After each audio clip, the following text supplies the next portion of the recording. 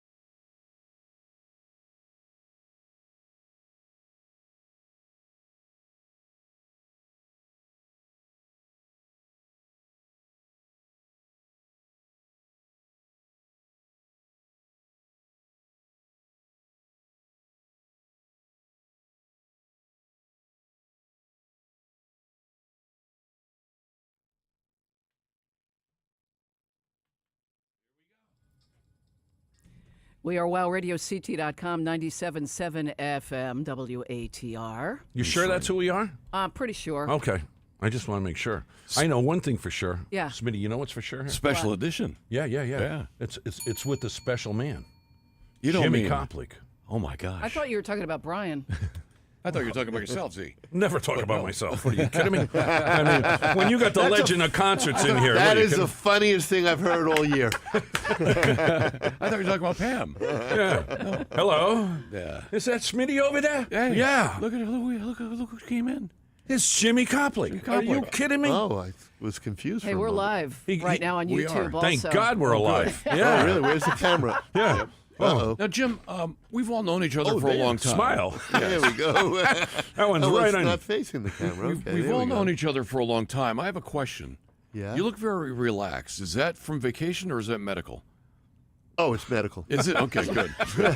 You look very relaxed. No, today. I haven't been on vacation. I'm going on vacation next week, actually, but I haven't All right. been on vacation in a while. But it is medical. Okay, you look very calm. I am. Yeah. I'm very Let's look calm. at you. It's the way it is. He's Very, good. Very relaxed, Jim Koplik. Yep. I call that medical when I get home and fire one up. Oh, I don't wait to get home. He's pre-medicated. Yeah. I think I'm eternally medicated. Yeah. I smoke so much in my life. I got to tell you. Not that there's anything wrong with that. It's That's legal. right. It's legal. What are you kidding me? Years ago, it wasn't. It was right. more. It was more fun. When That's it wasn't, right, Let it me was. tell you. I was thinking about this Most before. things are, yeah. Yeah. Jim Koplik may be one of the most famous people in Connecticut. Yeah. Do you, In the United Can States. you argue with that? In the Well, United States? But it's at least- funny. I was flying with Michael Bolton from Westchester Airport in Westchester County, New York, to Rochester back in 1991 or something. We're going to one of his concerts that I was promoting in Rochester, and we take off of out of Westchester. And we're flying over Greenwich, heading to the New York state line, and the plane starts to shake a little. So Michael grabs my arm. He's not the greatest flyer. He grabs my arm and goes, "Oh, my God." I go, "Don't worry about a thing. If we crash in Connecticut, it will say Michael Bolton and Jim Koplik killed in plane crash." Oh, my God. I said, if we crash over the state line in New York, it'll be Michael Bolton and an unidentified passenger was killed in a plane crash. Yeah. Story of my life. I don't know about that. Yeah. But you guys made it, right? We made it very Well, safe. he's here. Yes. I hope he made it. Otherwise, we're talking to a ghost. I've only been in one plane crash in my life, and I survived, so that was good. Well, Is that true? One? Yes, I was in a plane crash in Houston, Texas. Oh, my On God. a Wow. big, giant airliner. Yes. Oh, no kidding. And Wow. I've been hit by lightning, and I survived that. And you survived your partnership in that old radio station, so that's even tougher Were you than run- surviving lightning or plane crashes. Have you been- as far as I'm concerned, you know that. Have you been run over by a train or any other vehicle? No. You I've can been stop a lucky. train. That's still on his bucket list. Okay. There's still time. I'm telling you, if there's ever lightning outside, I always tell everybody, stand next to me. Chance of getting hit by lightning That's twice in your life is so remote that I got to be the safest person to stand next to in lightning storms. Did you ever win the lottery, Jim Koplik? No, I've never won the No, lottery. all right, no. well, that's next. That's your bucket list right That's there. a good idea. Wow, I like struck that. by lightning. Wow. I don't think I'd get a lot of good publicity if I won $1 million from people. That's true. That- yeah. They would say, "What the Yeah. hell's What does going he on? need? What does he Yeah, want that why'd money even for? buy a lottery Fix, ticket? fix. Yeah, That's really, right. that wouldn't be good." So, Jim Koplik, how old were you when you started in the concert business? 18. You were 18 years old. How did that come together? Was it a big show? Was it a neighborhood show? It's easy to remember because that was only just a few years ago. That's just about I was Yeah. going to say, you've Yeah. only 10 been or doing 20 it for years like ago, 10 yeah. years. Yeah, so, exactly. yeah. So it was Steppenwolf out in Columbus, Ohio, in a 3,000-seat auditorium. Uh-huh. On November 1st, 1968 was my first show. But you're a New Yorker. How were you out in Ohio? I was a college student at Ohio State. Oh, really? Yeah. Okay. You're right. I grew up in Westchester. Yeah. But I was at Ohio State, and Robert Kennedy was killed in June of 68, and I was working for Robert Kennedy at the time in college, and I needed something else to do because I was devastated, and I love music, and I said, I know an agency called William Morris. Let's go in, and I'll try to be a concert promoter. I'd gone to shows at the Fillmore East and things like that. I said, boy, this sounds like a cool Sounds like business to fun. go into. Yeah. Now, at that time, there were a lot of bands. You know, more so now. That's when rock was really at it's reaching its peak for concerts. Well, it was starting, Yeah. really. I mean, really, the Beatles sort of started the one artist escapade of concerts in '64 when they played Carnegie Hall was really the first time. So here's a question. Why Jimmy Koplik? Why did you succeed? Why did you become the Jimmy Koplik you are today? Is it something about the way you organize? Is it your gift with people? Because you do have a gift with people. I think you got to ask other people because I don't have any idea. I'm No, just come a on. stupid schmuck that just got lucky, to But tell you're you so- the truth. I mean, you talk about this. You can walk into a room and make friends with everybody in the room.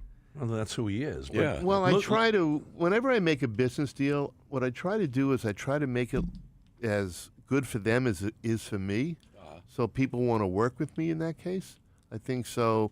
I've never entered a business deal where the other person says to me, I'm not making enough money, or I'm also saying to them, I'm not making enough money.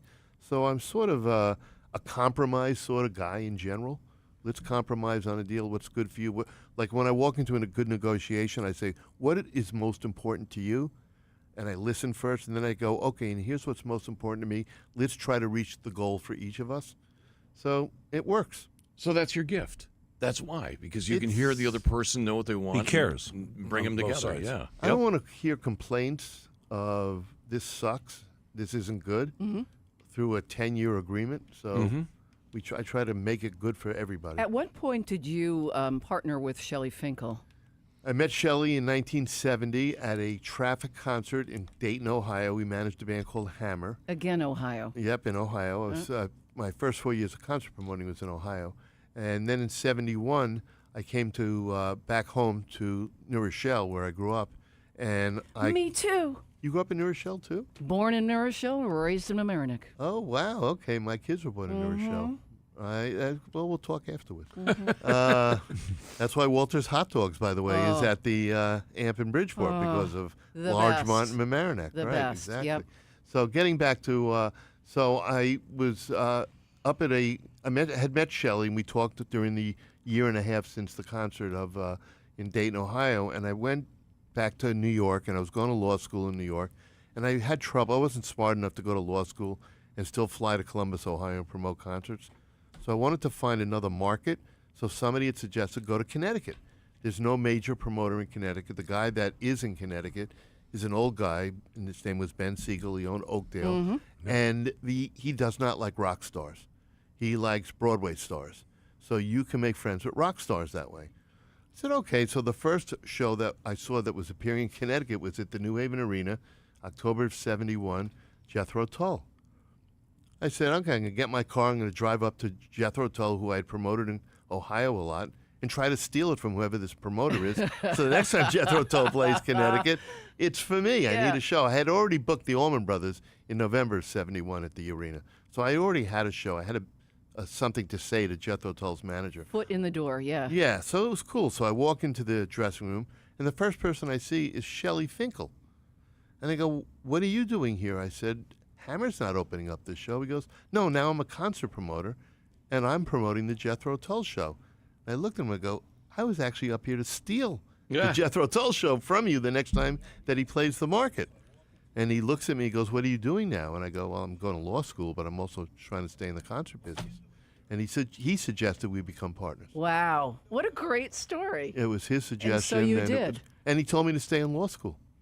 And after my law school ended at 2 o'clock in the city, in New York, and I would take a subway up to this office and work till 6 o'clock in the office, and then go home and study, and then go to law school for my 10 a.m. class the next day. Did you finish law school? Not a chance. I was not smart enough. No. I knew that was coming. But you found something a whole lot more fun to do. It was. I enjoyed law school, but there was no way I can balance law school and running a concert business. And, I was limited in that way. So I chose one or the other, and my parents finally forgave me for giving up law school. They wanted me to be a But lawyer. I would imagine, Jimmy, that studying law was really helpful with what you do in the Yes. concert business. You're absolutely right. Well, you're talking about negotiations and Contracts. Yeah. Yes. Huge. Yes. Yeah, Yeah. no, you're 100. I say that all the time. The best business. I never took a business course. Really? In college. I never took a business course. But the best thing I ever learned in business was in law school how to look at the question, look at the facts, and come up with an answer, which is what most law cases are. What is the question? Is the person guilty or not guilty? Here are the facts, and you have to come up with an answer. I run my business that way. It's called process, and I have a good mind for that process. That's how it works. Well, you look at how successful you've been. It's worked so far. Yeah. Yep. You're the biggest booker in the whole United States. I mean, Jesus, unbelievable. Well, you're bringing shows back to Toad's Place, national acts back to Toad's Place now. Yes, we are trying to celebrate their 50 years in business. That was my next question. Was that intentional that you were starting to do that, to book bigger bands there because of the 50th anniversary? That is our mission, and we just had Everclear there, and obviously the Foo Fighters were there, and Jack White was there, and so we are bringing Collective Soul was Collective there. Soul was Yeah. just there at the end of September, and we're very excited about bringing artists that play arenas and theaters, bring them back into what we call their small plays, Which is their great. special plays, which we had done in the past with Billy Joel and U2 and Bon Jovi and Bob Dylan. So now that the Foo Fighters are there, I call that my Mount Rushmore of Yeah. 5 shows that have played Toads. I remember when you had Mick Jagger there.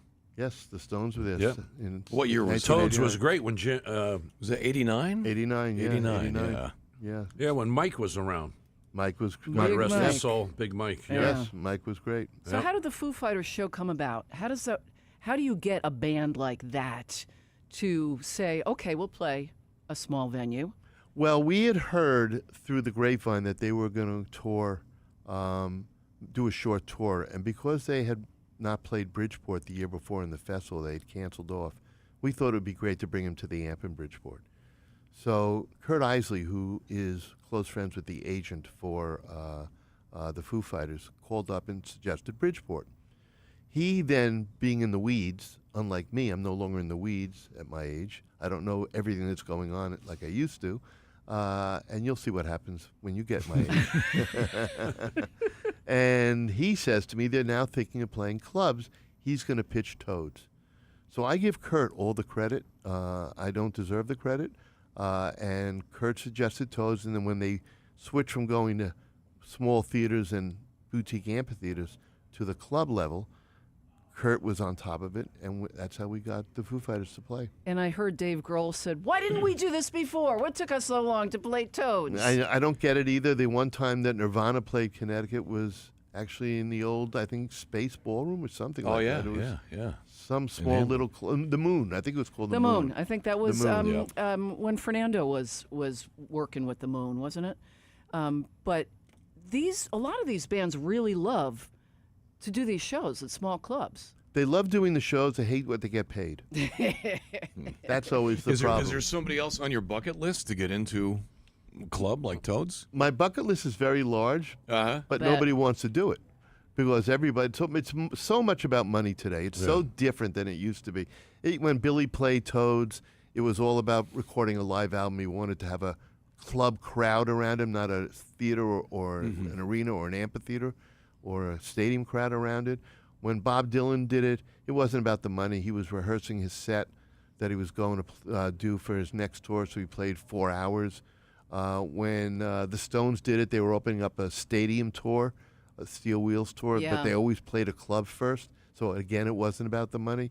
This business has changed. People know it. Look at the ticket prices. Yes. You know, ticket prices are not set by me. I know I get the crap for it and I take it, but it's really the artists that set the ticket prices. The higher the guarantee, the higher the ticket prices. You know, the Foo Fighters came in at no guarantee. Let's do a $30 Let's ticket. just do it. Let's Yeah. just do it. So the fans can come see us in a club. Yeah, I give them all the credit in Yeah. the world, the Foo Fighters. No guarantee. What's the ticket price? $30. Really? You could charge $300. Nope, it's not about the money. Good on them. Well, that's great. Yeah. How cool is that? Yep. Yeah. Well, it's nice to see the national acts, the big bands coming back to play the clubs. I couldn't give you an answer right now because it's all about the money. Every time we approach an artist, it's not enough money. You never It's not know enough what you're money. gonna. Yeah. Yeah, Yeah. it's just very difficult now. It's a different world. Indeed, Yeah, it is. it has true. changed. That's on for sure. many levels, Yeah. radio included. It's terrific. Why don't we take some calls? If anybody has any questions about bands coming up, and let's just mention David Lee Roth. News just came over from ABC this Yeah. morning. It says Mr. David Lee Roth wants to go back on the road again. We will try to get him into Connecticut. That's for Okay. sure. I heard that, and I already emailed. Yeah, he was busy while you were telling Okay. him. Oh, yeah. So you heard Jimmy, it. don't hesitate. What are you Yep. kidding me? And the word is that we had fun with it this morning because we had talked about this before. David Lee Roth supposedly retired back in 2021 actually 2020. He was supposed to be booked in 2021, but those shows got canceled. Were they canceled because of COVID, or how is David Lee Roth's draw these days? It's very good. And I would think it would be good. It's good. If I had the choice, I'd probably put him into Oakdale. Okay. So I think that's where I would aim for. He's a very odd fellow. It's very strange. He's very strange. I've dealt with him. An odd fellow. That's being diplomatic, isn't it, Jimmy? I worked on, about 20 years ago, I was working on bringing David Lee Roth and Sammy Hagar together to sing Van Halen. So I'm trying to put the tour together, and I'm speaking to the agent for David Lee Roth, and I'm going out to a Las Vegas convention for Live Nation. I said, I want to present a videotape of David Lee Roth and tell everybody how I'm trying to put this tour together and get everybody on board. So I get out to Vegas. I had not received the VHS at the time, so I don't know what era that was. Yeah. Talking about the old days and how things have changed. And finally, I get it hand-delivered to me about an hour before I'm supposed to get on stage to present it to all the Live Nation employees that are there. And I plug it in without seeing it in advance, and it's David Lee Roth singing Jump in Spanish. Okay. So I'm highly embarrassed by it. I'd pay to see that. Because of course it is. Right. So It's a test for all your Spanish lessons. It's come full circle now. Super Bowl is in Spanish, which is cool with me, but not with other people. It's very cool with me. There is no bigger star than Bad Bunny in the world. Okay, let's put it that way. So to get him to play Super Bowl is an honor for us in America. But nonetheless, I call up the agent and I say to the agent, why didn't you warn me about this? I didn't see it either. Let me get David on the phone. He gets David on the phone, and David says, oh, Spanish is taking over America. I'm going to do my whole set in Spanish. I said, what about your American fans that don't even speak Spanish? He goes, they'll learn. Spanish in 10 years will be the main language in America. I go, oh, boy. And I hung up the phone, and I said, forget the tour. I can't work with this guy. He's on another planet, is really where he was. Yeah, it appears that way. But he's an awfully nice guy, and I've had a lot of fun with him over the years. He just is on a different planet. He seems a little off sometimes. The latest videos we've seen are homemade videos he's done in his apartment dancing. Like jumping around and lip syncing, I think, to old Van Halen songs. So well, I did see a video of him singing, I think it was in Vegas, and he was really good. Really good. I mean, he really... You mean his voice sounds good? His voice sounded better. As everybody gets older, you don't have the range you used to have, and every artist faces this. And he has learned to sing in the right range, as far as I'm concerned, and I think his performances are much better. He performed in the summer. His first gig back after his 5-year retirement was at the Merriweather Post Pavilion in Columbia, Maryland. Right next probably to the Cupcake Lady. Was it in English? Next to the Cupcake Lady and on the other side of the tie-dyed hoodies. But he now has announced that it's his 71-year-old rocker, David Lee Roth, has revealed on Instagram that what appears to be a Van Halen-era photo of himself with a caption that says, winter tour dates coming soon. He did some summer shows where he sang Van Halen songs, Panama, Running with the Devil, Dance the Night Away, Hot for Teacher, and Jump. So apparently he's looking. I'd go see it. I would. I think he's the greatest lead He's a great entertainer. Singer. The front man. I won't say singer because he's not a great singer in the sense of a great voice. The best front man of the 80s. I agree with you. I agree. The best. I mean, and I've seen them all, and you've seen them all also, Brian. I think he was the best front man I totally of the 80s. agree. His moves, his empathy for the audience, he knew what they wanted, and he gave it to them. And the power that he emoted on stage was really amazing. When you hear the recorded stuff and the way he added it, he ad-libbed a lot of the stuff in the background. You're right. Nobody else could do that. And his videos were great. It was the age of MTV, and it was great then, too. I think he's living in New York now. If he wanted to go back on tour, he has a manager. Now, how does the manager contact, say, you, Jim Koplik, and say... He's supposed to, but he hasn't, so I'm a little annoyed over this. And you would arrange the entire tour? No, we just work on Connecticut. I also run upstate New York, so we're looking upstate so you'd New York. run those? Yeah. Okay, but his manager would be the guy that would contact you? Manager or agent. Okay. You never know. Maybe David Lee Roth will call you himself. Who knows? Yeah. I don't think he has my cell number. Okay. Do you speak Spanish? I would answer, hola. And that's it. Hola, Davida. It's Right. 11:30. We need to take a quick break, take care of some messages. Jimmy Koplik is with us in the studio. We're live on YouTube. Go to youtube.com and search for Wow Radio CT Live. And Brian, you mentioned taking phone calls. 203-265-7333. You sure, Z? What's the number again? 203-265-7333. One more time. Please make a note of it. 265-7333. We always do it 3 times. There we go. Is that a radio rule? Yeah, I guess so. it is. Smitty rule. It's good luck. It's my number. If We'll you'd be like right to ask back. Jimmy a question, yeah, call us.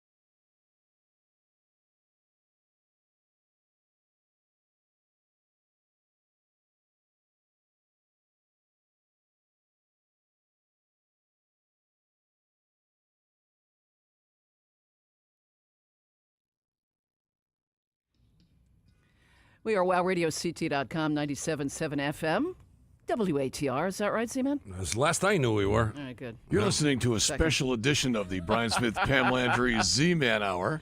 Forget my hour. Yes. A special edition. Special edition with our friend Jim Koplik from That Live is a Nation. special edition when you have Jimmy here. And Jim, you have your own microphone. Yeah. Do you see that? Yes, I love this. I took a picture of it. That is beautiful. It's really cool.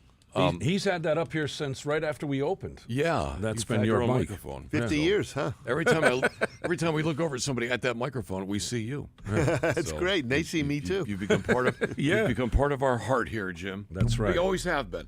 You know, we talk about this every day. A couple of years ago, it was kind of like, boy, someday all these rock stars are going to be passing away. But now it's become reality. Yeah. You know, the, Ace Frehley's the last What one. Yeah. drugs, alcohol, and wild living didn't do in their 40s, now it's hitting them in their 70s and 80s. Yeah, And- but I mean, if you look at Ozzy Osbourne, I mean, look at what he lived to. And Hulk Hogan was supposed to be the fountain of fitness and vitamins, and he died 8 years before Ozzy Osbourne. that's Look true. at Keith Richards. There you go. Yeah. Yeah, Keith Richards still going. Good example. I mean, there's a guy that I can't even believe he can move. Well, all right. And he Well, moves. And he does. Aside from rock and roll heaven getting more and more residents, how do you explain people like Keith Richards? Maybe because it is a physical job when you're on stage. Look at, the best example is Mick Jagger, Yes. who's Oh, yeah. 82 now, 81. Something like that, You yeah. know, eats like a bunch of bananas every day and has a track on his, running around on He his does track. aerobics, too. Yeah. When we had Mick up in Hartford, I think it was 81 when we had Mick up in Hartford, and we had to get the Bloomfield Reservoir. That's what it was. Oh, no kidding. Closed up so we can run around So the he could reservoir. run. Yeah. What are you doing? I'm closing a reservoir. We had to close it. We had to fence it in so we can run around the reservoir and nobody could bother him. I wonder how he decided that that's where he was going to run. I you know? guess somebody from Connecticut must have goes, Here's an idea. They went to Bloomfield. They were staying at the Sinesta down in Hartford, and they went out to Bloomfield. It's just been 40 years. Can we get a bounty on a photograph, maybe? Anybody might have Yeah, taken from the really? trees of Mick Jagger? Wouldn't that be nice? Running through the Oh my Bloomfield God! Reservoir? Imagine that. He was down in Tampa. I remember we were talking down when I was down there, and the guy who worked backstage says, this guy eats like a bunch of bananas every day. He's skinny as It's a all about his rail. I mean, potassium. he's like a Oh. toothpick. And And he's very short. And they built him a track inside whatever stadium it was down in Tampa, around the outside of the track. So I guess they didn't have a reservoir he could run around. No, we took better care of him. It's Yeah, much you did. prettier. Yeah, much better. Much Yeah, better. much prettier. Gave him the area. scenery and everything. That's right. Yeah. Trees. Yeah, and yeah. all the bananas he could eat. Yeah, yeah. Hey, But, I it's got- started eating bananas, so that works. I like bananas. It's got to affect you on a personal level because all these people are going to rock and roll heaven. But Oh, also, it's terrible. My friends, my friends that I idolize and I looked up Sure. to. Glenn Fry was the first one that hit me. Oh, yeah, yeah. That Yeah. was what, about It was 7-8 years 20, ago? was it 2017, Something like that, 2016? yeah. And David Bowie died a few months later. I didn't know David, but I knew Glenn, and I had been Yeah. with Glenn up in Buffalo in July, and they had broken the house record at the arena that we were playing in. And we took a picture together, Glenn and the band and me. And during the picture, Glenn leans over to his manager, a guy named Irving Azoff, and whispers something to Irving's ear. So right away, being the paranoid little guy that I am, I was thankful at the end of the night that I got to see Glenn, and I'm flying back to Newark, to actually Teterboro in Irving's private jet, which was nice. And I lean over to Irving and I go, Irving, what did Glenn say about me? I was a little uptight about that. He goes, he didn't say anything about you. I said, then what was he whispering in your ear about while we were taking the picture? He said he was telling me to tell Joe Walsh that the Eagles don't wear leather pants on stage. Okay. And to go back and put jeans on. That's what the Eagles wear. Really? Yeah. Oh, I love that story. Yeah. So paranoid me thought it was about me. It was Yeah. really about Joe Walsh that he was whispering. And that was my last interaction with Glenn Fry before he died. Aw. He died about 4 months later. Oh, Wow. no kidding. Yeah. Yeah, some of them come as such a shock. I mean, Tom Petty was a huge. Today's his birthday. Was a huge shock. Yeah, we had Tom on his last tour up at the Meadows in Hartford, and we had heard that he had hip problems, and we had to bring a golf cart backstage. And why did we bring a golf cart backstage? And the answer was because Tom can't walk the 40 feet from Oh, his man. dressing room to the stage. So we backed the golf cart upstage and put him in the golf cart, and it was 40 feet. It was 10 yards. It was something. I think it was a fractured hip that turned into a broken hip, and he didn't want to cancel the tour. Which ended up ending his life. Yeah, because of he was taking so much medication to kill the pain. Just what an awful story. The irony is he played his last date at the Hollywood Bowl, and the day later died. Wow. It was his home. He played his Yeah. last date in his home in L.A., and then he died. Yeah. Wow. But it makes it tough to book, these days. You don't have the same bands. The classic rock bands are fading away. And the other big thing you notice is there's residencies in Vegas. Yes, those So- are two new things that are going on. Yeah. As far as the classic rock bands, people I'm feeling are now coming to hear the brand and the music, not necessarily the players. Okay. I think that's changed now. I don't understand it myself, but I'm a big Chicago fan, and there's this band called Leonid and Friends that are Russian guys that I watch on YouTube a lot that are really great. They sound just like Chicago. But if you go see Chicago now, Jim Pankow and Lee Lofnane are the only two people Oh, left that's in right, yeah, Chicago Yeah. Yeah. out of the 7 originals. We saw them at the Toyota Oakdale Yeah. 2 years ago. Yeah, Right. Well, yeah. that With time you, Robert yeah. Lamb was still in the band. That's but Robert, right. Yeah. Robert is not in the band anymore. So he might not be full time. He might make an occasional appearance, but they're all in their 80s. Mm-hmm. So, and it's tough touring in your 80s. It's very tough. The most amazing is Mike Love of the Beach Boys, who still does about 150 dates a year. He's 84, and he travels in a bus. Wow. He sleeps How in a cool bus is that? Wow. at 84 years old, and he could buy a Four Seasons hotel if he wanted to Yeah, in yeah. every city. But Sure. he's a real road guy.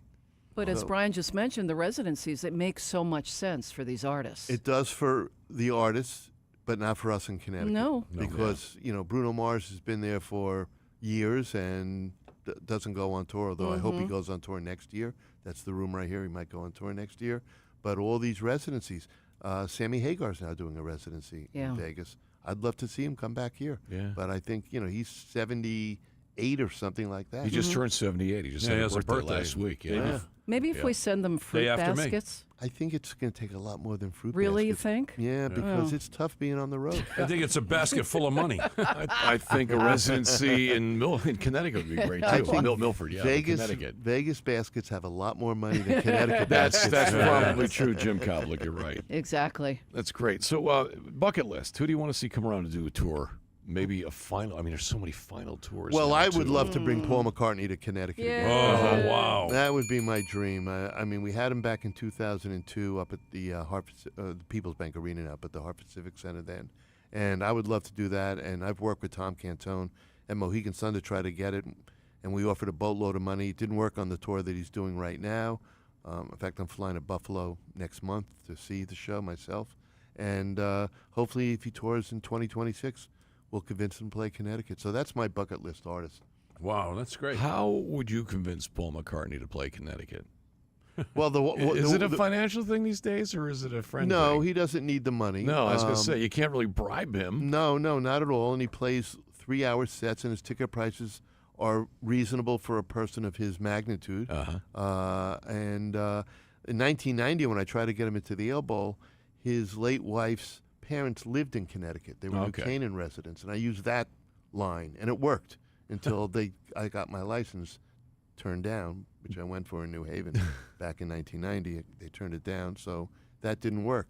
In 2002, when we had him up in Connecticut, he had not played the market ever, and I convinced him, "You're Paul McCartney. It's time to play Connecticut. It's right Connecticut next wants door. you, yeah. You live in the Hamptons. Yeah. You live in New York. You live in London. You live in a lot of places. But, Where did he play back then?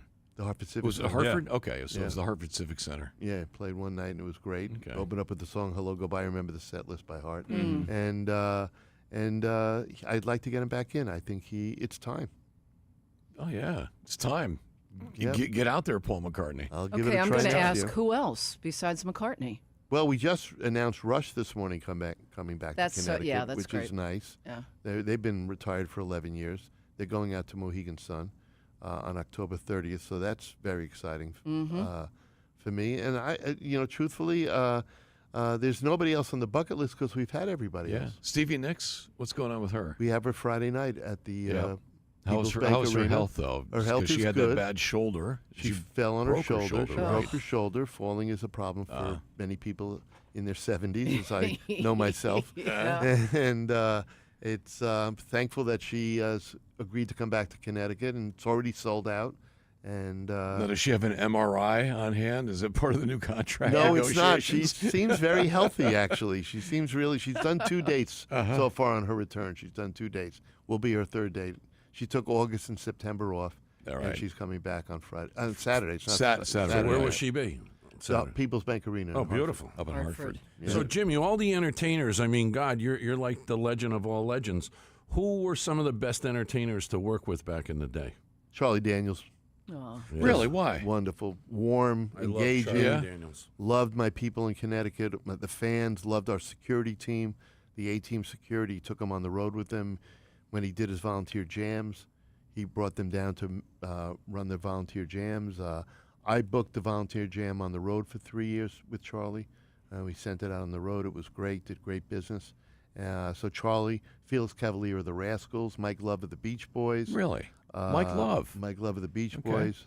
Just wonderful, wonderful friend. Very charitable, like you are, Steve. Very charitable. Who else? Billy Joel. Love Billy. Michael Bolton, of course. Mm-hmm. One of my closest friends. Had lunch with him a few weeks ago. How's he doing, Jimmy? He's coming along. He's coming along. It's a long road. Yeah. Brain tumors are tough. I just lost a friend to one. Did you? Yeah. Yeah, no, we had 45 years old. Oh, that's tragic. Mm-hmm. Yeah, Michael, I believe, is 71 now. I think he's 71. It's funny. I was in Big Y, and somebody asked me about people I'd interviewed and favorite people. I said, "Well, Michael Bolton." I turned around. He's on the cover of People magazine. Yes. This is about 2 months ago when they were just coming public about his brain tumor. Yes.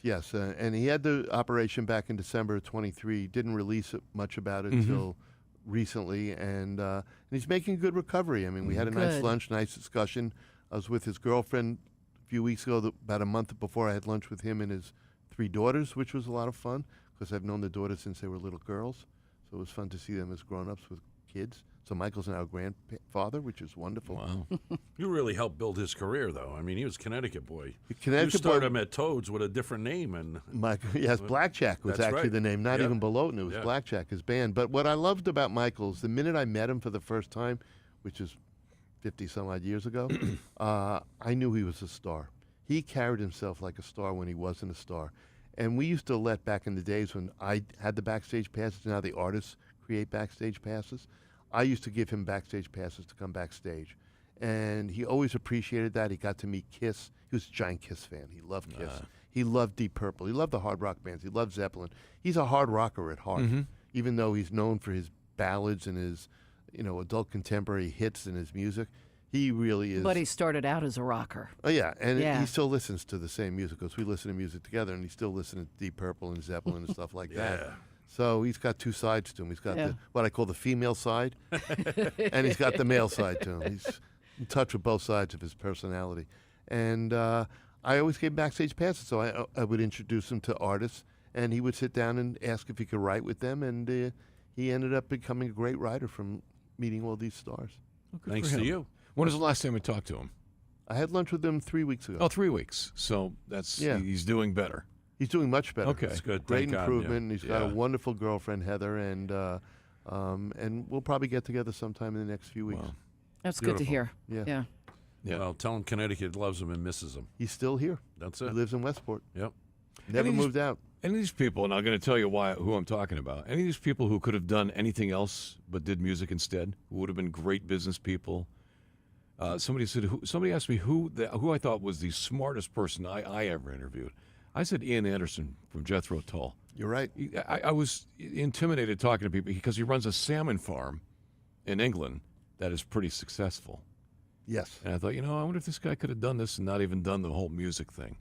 Anybody else with dual careers like that you know? I think the salmon farm was not in England, though. I think it was somewhere else. Was it really? somewhere up in the. You could probably Google it, but it's probably up Wales, in maybe, or, Norway or something. Oh, I don't was it? know. Okay, it maybe. might be somewhere where salmon is more prevalent, but I'm not sure. But yes, I've dealt with Ian personally.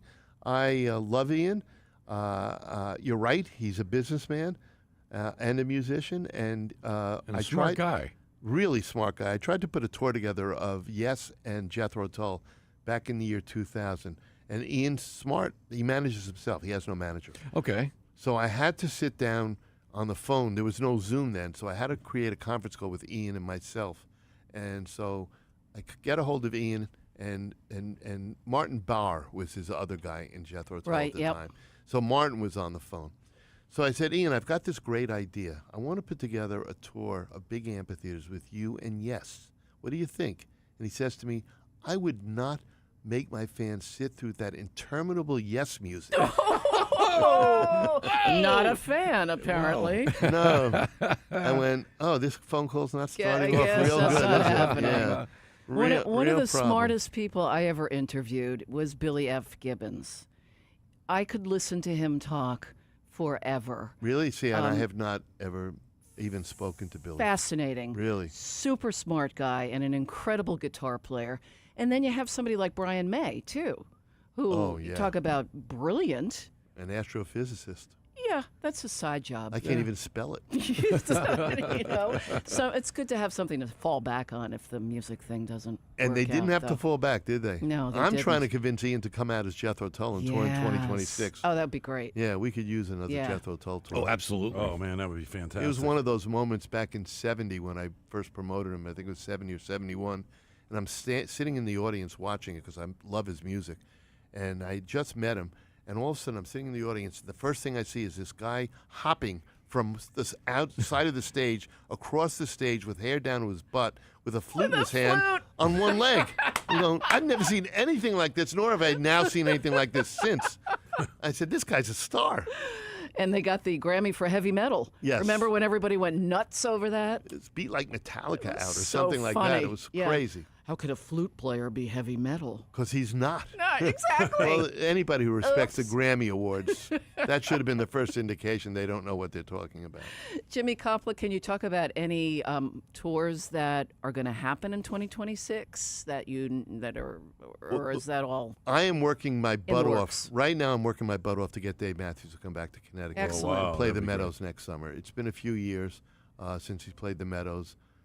He is the superstar of the Meadows. He's played the Meadows probably 50 times now. I think Allman Brothers was second at 14 or 15 times. So it's really his home, the Meadows here in Yeah. Connecticut. So I'll work today when I get off the radio and try to. And they do talk to tour them. every year, the band, They tour Dave every Matthews year. Band. The last year they didn't play it because they played Boston Calling, which is a festival up in Boston. Yeah. And they think people from Connecticut go to Boston Calling, so they didn't want to affect the attendance. And I go, I don't know anybody. I don't know anybody that's going to Boston No. Calling. So Not so you're much. wrong on that. No, Yeah. that's not the percentage. No, on, no. I Dave. said if you lose 5%, don't worry. I'll buy 5% of the tickets for Boston Calling to get them back in there. Is there any word about Radiohead touring North America? I know they're doing the UK. No word, but I'm sure it will happen. If Oasis would could come back, think. anybody could come back. Yeah, and that would be something you would probably look into booking. I right? would. I mean, that'd be The big. last time we had Radiohead in Connecticut, they were the opening act for REM at the Meadows in Wow. 1995. Wow. And that's the only time they played Connecticut. I'll give them the old Paul McCartney line. You've barely played Connecticut. Yeah. Come to Connecticut. I can remember the lines. I can't remember much else, but I can remember Yeah. my begging lines. So some of the toughest entertainers to work with, or you really want to say that? Oh, no. He's passed on, so I could say the lead singer of In Excess was Michael Hutchins. terribly difficult to work with. Really? He plays Toad's Place. He wants a limousine. You know Oh, no what? kidding. When you're playing Toad's Place, I'll drive you over. A walk. Yeah. Yeah. You know, it is the Park Plaza where Yeah. they used to all stay. Yeah. I don't know what it's called now. I think it's the Omni now or something like that, but whatever.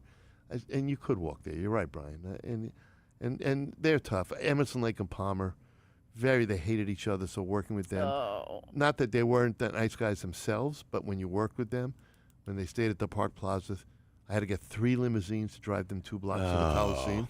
And I said to them, can't I just have one limousine pick one of you up and then go back and pick the other one up and go back and pick the third one up so I don't have to pay for 3 limousines? And they go, no, we don't want to sit in the same car. They the could not person even said. be in the same car together. The 2 blocks. Good grief. Plus, then you have to figure out who gets delivered first. It was, You know, right, They do an alphabetical order. That's how you solve that. all kind of, cars had to be there at the same time. Wow. And how about Hall and Oates? I mean, they're just having a big split up, right? Yeah, they've split up for a few years now, which Yeah. is a shame. Daryl's tried touring with Elvis Costello and some other Todd Rundgren he toured with, and it doesn't work unless John Oates is in the band. That's So, right. Oates is the sound of a lot of those songs. He's got Daryl's the that- lead singer, but he's got the rhythm. He's got the rhythm and he's got the low voice. That's Yeah. that background, which it's sort of like Simon and Garfunkel. Mm-hmm. Paul Simon's a superstar by himself, but that harmonic sound of Simon and Garfunkel Yeah. really brings it to another level. I think it's the same with Hall and Oates. The harmonic sound of Daryl Hall and John Oates singing brings it to a different level. You know, I get asked this question all the time, Jimmy, and you did it. It was all about you in the Toyota Oakdale Theater where you sat down and talked about your life with everything. I get so many people ask me, when do you think Jimmy will ever do this again? I got to be honest, people went nuts at that for you. It was very nice. We raised with your help. We raised $35,000 for charity. I would do it again if the charity asked me to do it, but I don't want to do it for myself. I don't like speaking with a script. I could speak like with you guys offhand and have a good conversation. That's the only way we work. Yeah, but up there, I had to have prepared questions and prepared answers, Yeah. and I'm not good at that, and I felt really uncomfortable doing We it. talked about, one of the times we've spoken, Jimmy Koplik, about you writing a book. And you didn't want to write a book because you're still in the business. And some of the people that you might say negative things about are still in the business as well. So somewhere down the line, could we find a book that says Jimmy Koplik says bad things about dead people? could we look forward to that? Or am I going to go back to my office and find out I'm fired and then I can start working the book? I don't know. Hey, Jim, sorry you lost your job, but hey, now we can write that book. Get writing. You know, there were a lot of stories about my backstage escapades regarding drugs and things like that I don't want in a book myself, even if I'm dead, because I don't want my kids to know about Tit it. for tat, you mean? Yeah, well, how about when Jimmy did this? Have you ever lost your temper? I know you have. Oh, but, I've lost my temper, yeah. What can you tell us about that without saying something bad about somebody alive? Oh, well, I almost lost my temper at Sharon Osbourne, but she beat me to it, losing her temper with me. So, because we had Ozfest up at the Meadows, I think it was 2001 or something like that, and the audience was tearing up the lawn. So I ran out on stage, and I took the microphone, and I said, everybody, this is the truth, I'm in charge of Ozfest for Live Nation. So if you're going to tear up my lawn, I will never put Ozfest back into the Meadows again. The audience immediately stopped tearing up the lawn. I said, it's not a golf course. I'm not asking you to put the divots back in. I'll do that tomorrow. But please stop throwing everything around. So I go backstage, and I go to Sharon, who I dearly love, and I said to Sharon, I just stopped a riot. And she said, how'd you do that? And she said, I said, because I went out on stage and I announced everybody I wouldn't bring Ozfest back. And she started screaming at me, and I started to get really annoyed that she was screaming at me because I did a good deed. Sure, yeah. And she's saying to me, that's not your stage, that's my stage. Oh. And I said, Hello. well, I paid for that stage. I said, with my own money. I built the Meadows with my own money. I said, that's my stage too. She says, the days that Ozzy's here, it's his stage, not your stage. So did I lose my temper? I was about to lose my temper, but she lost her temper with me. And then she said, don't ever step on my stage again. I said, okay. Wow. When women yell at me, I listen. Yeah. So at that point, did They you never just came turn back. around and walk away and say, I didn't turn around because I was afraid she might you shoot backed me. off. You backed I up. backed out. Yeah. Oh. The knives were coming at me. I backed out. That's what I Wow. did. Yeah. It was tough. I was humiliated. How well did you know Ozzy? I knew Ozzy very well. In Uh-huh. fact, the day that Sharon got her diagnosis that she had cancer, Ozzy was playing the Meadows. And I was in the audience, in the dressing room with Ozzy at the time. And it was on a cell phone, and he took the phone, and he heard it, and he gets off the phone, and he was, of course, horrified by it. And I said, what's wrong? Is everybody all right? And Ozzy mentioned what was going on, and I left him alone, because that wasn't the time for a stranger like me. He hardly knew to be around him. So, but Ozzy truly was one of the nicest, kindest, warmest people I've ever met in the business. And his stage act was his stage act, and his backstage manner was completely different. I did get to meet him once for an interview, and he was super nice. Really, really nice. Sharon was tough, but Sharon was but his he was a protector. pussycat. I respect Sharon. She was his protector. Nice people need Absolutely. protection, Yep. especially when they're stars, because he could be easily taken advantage of. I love Sharon. I wish I was friendlier with Sharon. She's just a great person, a great human being, and a cancer survivor, and I have Yes. the highest respect for people like that. And she was his handler in every way. Just In every way, every man should be lucky enough to have a woman like Sharon Osbourne. well said. And Jim, we had our Ozzy moment back at the New Haven Coliseum when he had that tour. We came dressed out as monks on stage. Yes, yes, Sharon? you were one of the monks. I was. Sharon said I was a tall guy, so I got to be the lead monk. Yes. And, Lead monk. we were dressed in robes, and I was for a kid. I was just a kid. I was in heaven. You And know, you've been got to very go- religious ever since, And I've I'm been sure. very religious, right? Dressing like a monk almost every day. It was great. We got to where we were holding like slates or tablets in front of us with big, heavy hoodies. Who else was on stage with you? I don't remember. I don't either. I don't remember, but I believe I got to announce. I guess Eddie Wazoo might have been there. Yeah, it might have been some of the You other don't remember people. your co-monks? I don't remember my co-monks. We all look like monks. I didn't know who they were. But Sharon was taking care of Ozzy in the other room, dressing him up, making sure his makeup was okay. And I was just in Man. awe. I said, look she's at the this. best. She's the Yeah. best. As I said, I wish I had conversations with her, daily conversations with her. Everybody should love Sharon Osbourne. Wow. This is a special edition Yes. of the 11 o'clock show here. What a great time this has been. Yes. Yeah. Thank you, Jimmy Koplik. We should do it again. Let's Anytime do you it. want. Yeah. Jim, will you come back? How about tomorrow? I got lunch with another disc jockey tomorrow. Okay. Oh! There are no well. others. Well, they're disc Brian? jockeys. They might not be working disc jockeys, That's but true, they're yeah. disc jockeys. Okay, because Well, we need to take you to lunch sometime. Yeah. Anytime. That'd be great. Jimmy, thank you for all you do for Connecticut Yes. and all over the country and the great music you brought. As a kid, growing up, he was it with the concerts. I mean, it was him and Shelley Finkel, and then it became you. I was a kid then, too. When I Yeah. did my first concert in Connecticut, I was 22 years old. Wow. That was amazing. And now your son's doing it. My Yes. son is Jeremy. Jeremy's my real booker now with Yeah. Kurt Isley. They're the ones because I don't know today's music.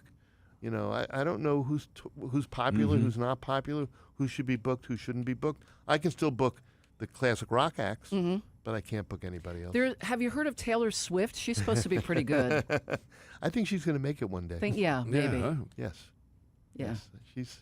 She's obviously the biggest star in the world, Taylor Swift. Incredible what she's done. But yeah. that whole genre of music has really gotten hot. The country rock thing that Zach Bryan's doing, which again is a new star, Morgan Wallen's doing.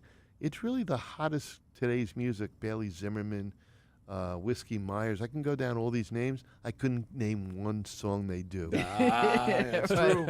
Yet I can give you the whole second side of Traffic's Low Spark of High Heel Boys album by heart. I could sing it by heart, in fact. I think my favorite story you told today was the Ian Anderson Yes story. That's just classic. And you know who he agreed to tour with?